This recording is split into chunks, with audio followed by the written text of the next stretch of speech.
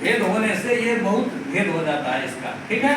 तो दिंग मात्रम उदाहरीयते माने दिंग मात्रम इत्युक्ते दिग्दर्शन मात्रम क्रियते माने दिग्दर्शन मात्र जो है मैं कर रहा हूँ।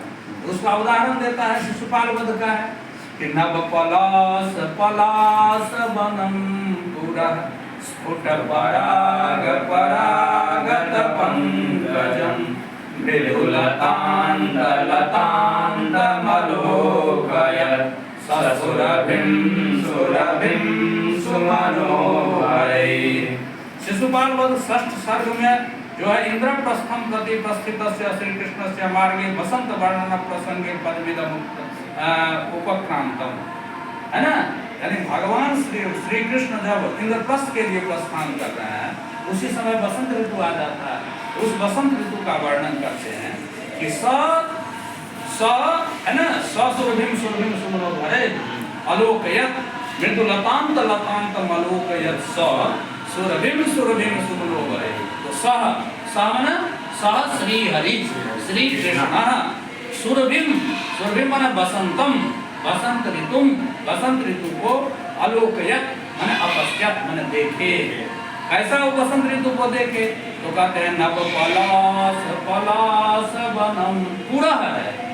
तो सह हरि श्री कृष्ण पुरः पुरः माने पुरता समक्षे अग्रे वो अपने आगे देखा अग्रे जो है सो वसंतम आलोकियत वसंत ऋतु को देखे। तो कैसा वसंत ऋतु है तो सभी सुरभिम का विशेषण है वसंतम का। नव पलास पलास वनम है ना।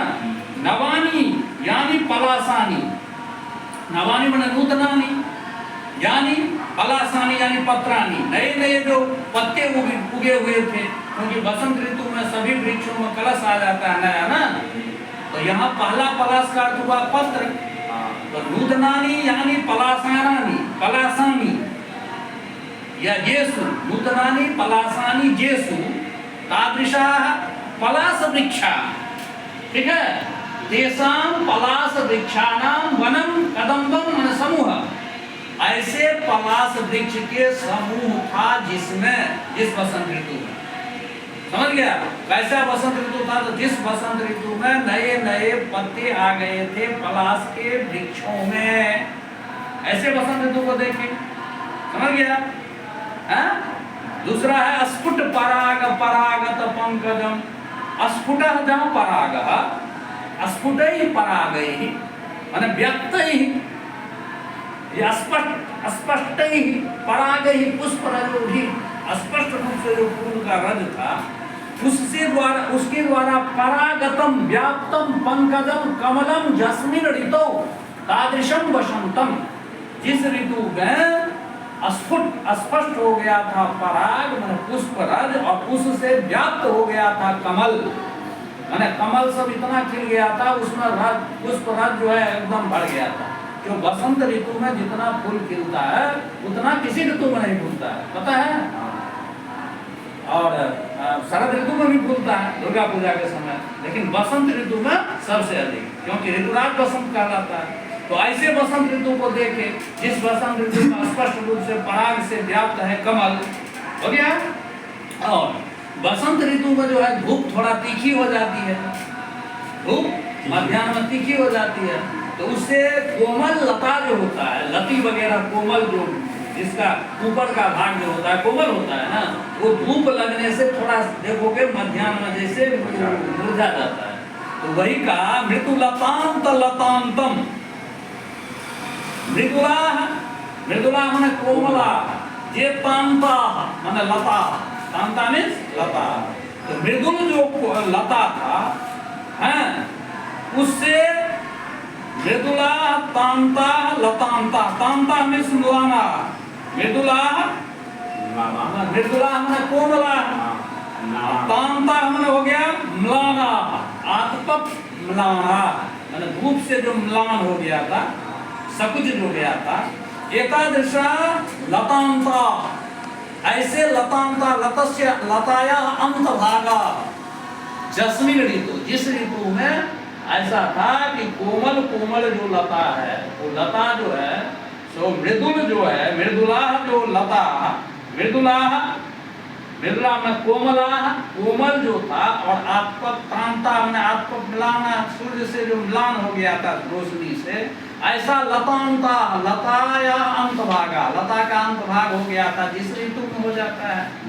एकादशम, और कैसे सुरभिम, तो सुमनो भरे ही सुरभिम, दो सुरभिम है, एक सुरभिम का अर्थ हुआ वसंतम, दूसरा सुरभिम का अर्थ हो गया सुगंधि युक्तम, सुगंध युक्तम है ना, या सुगंधि व्याप्तम जो कहो। तो सुमनो भरे, सुमनसाम माने पुष्पानाम, भरे माने समूह, फूल के समूहों से जो सुरभिम माने सुगंधि युक्तम, तादृशम वसंतम, ऐसे बसंत ऋतु को वह भगवान जो है अपने समक्ष देखे।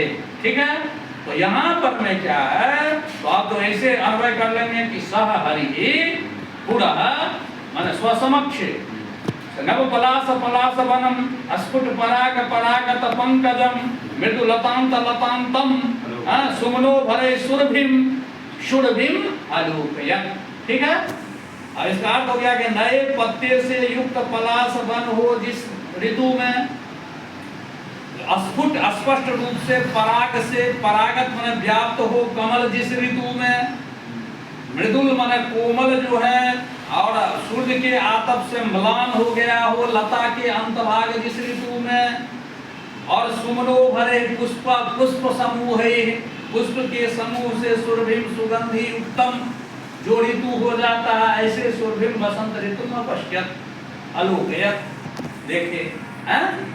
अब इसमें ये हम कह रहे हैं कि यहाँ पर में ये अलंकार कहाँ है, तो एक पद को यदि दो बार आवृत्ति होता है तभी अलंकार होता है।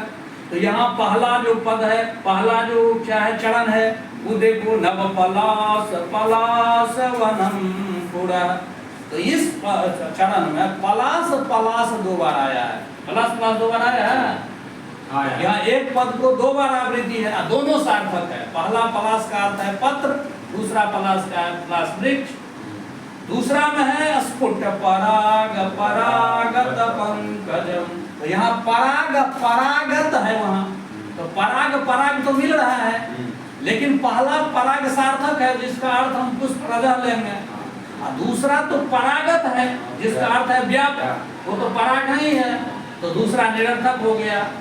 तीसरा में चलेंगे तो मृदु लतांत लतांतम, तो यहाँ पर में लतांत लतांत है, तो पहला है मृदुला जोड़ मृदुला जोड़ तांता, तो लतांत पहला निरर्थक हो जाता है, दूसरा लतांता जो है लताया अंत अंतभाग वो सार्थक है, और चौथा चरण जो है सुरभिम सुरभिम, तो यहाँ सुरभिम सुरभिम यदि देखेंगे तो दोनों सार्थक है, लेकिन इसको यदि हम रभिंसु रभिंसु करेंगे तो दोनों निरर्थक हो जाता है। तो इस प्रकार, इसीलिए इसमें कहा सत्यर्थे, एक पद का जो आवृत्ति होती है उस आवृत्ति में एक पद सार्थक भी हो सकता है, एक पद निरर्थक भी हो सकता है, दोनों सार्थक हो सकता है, दोनों निरर्थक हो सकता है। ठीक है, तो इस प्रकार यमक का अलंकार हो गया। अच्छा, ठीक है।